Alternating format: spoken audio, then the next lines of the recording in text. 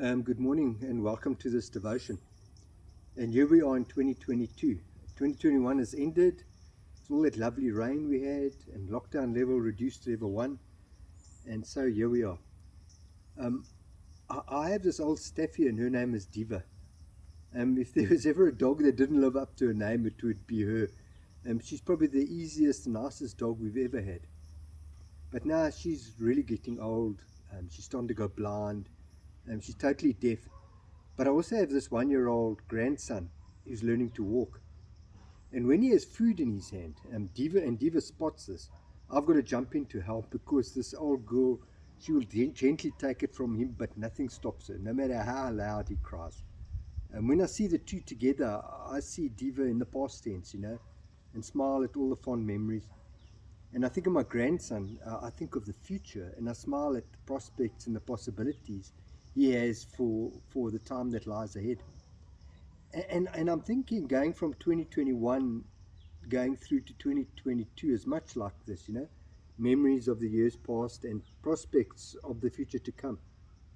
There's this ancient book in the Hebrew Tanakh that's also in our Bible, the book of Ecclesiastes.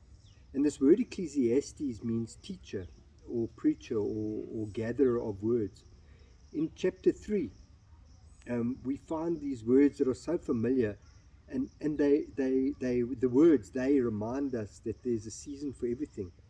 And the words go, a time to be born, a time to die, a time to plant, and a time to uproot.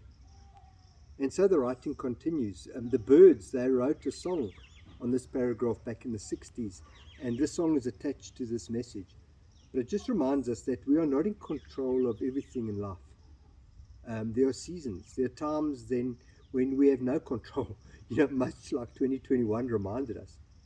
And just like these writings that are so beautiful, so profound, and yet so dark, it reminds us that we're not in control of everything. There are seasons that God takes control, and there are seasons that God takes us through. And then we might not like them. They might not feel very fair. They might feel dark, but we've got to get through them.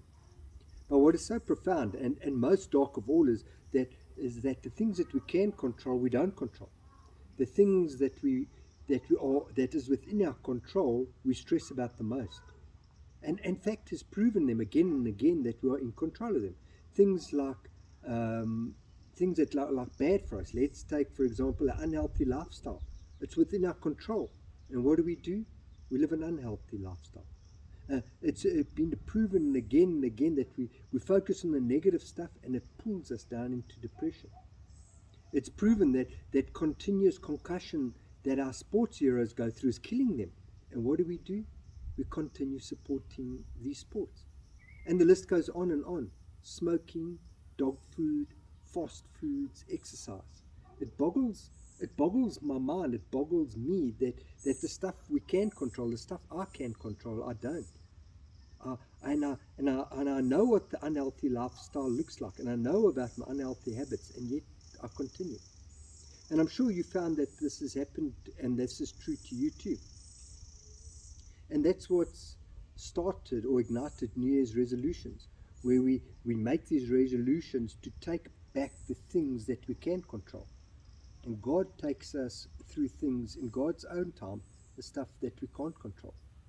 But for now, we're in the season of grace, grace going ahead of us, grace saving us, grace sustaining us, the promised grace in the future. All this grace is offered through relationship with Jesus. And this season that we're in, we can embrace this relationship. This season that we're in, as the birds say, turn, turn, turn. This season to turn to Jesus, we're in control of it. We can choose to have a relationship. So that is my wish for you, that 2022 will be a season where you would embrace this grace that's on offer. And may you find comfort in the future, that God is in control, and may you find comfort in the stuff you're not in control of. And may you find strength to be in control of the stuff that you can be in control of. Until we meet again, grace and peace.